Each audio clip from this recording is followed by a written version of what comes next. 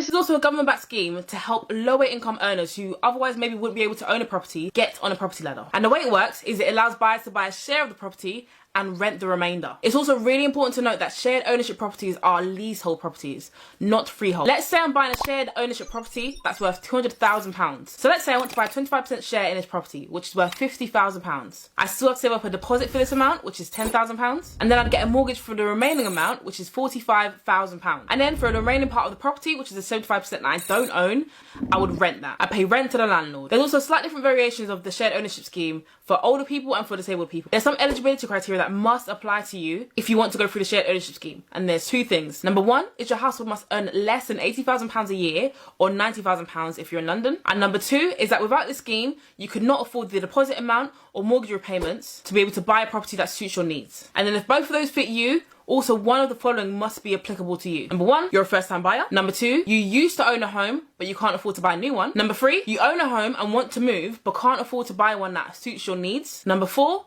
you're forming a new household, such as a divorce or a relationship breakup. And number five, you're an existing shared ownership owner and want to move house. Now, this is only applicable to certain areas, but there are some shared ownership homes which are in designated protected areas, which means that you can only buy these houses if you have a connection to that area. And if you do want to do that, there may be some things to consider, such as number one, you may only be able to purchase up to 80% share of that property. And number two, you must sell your home back to the designated landlord. You cannot just sell it to anyone on the open market. So let's say you've gone ahead with that and you've gone through the shared ownership route.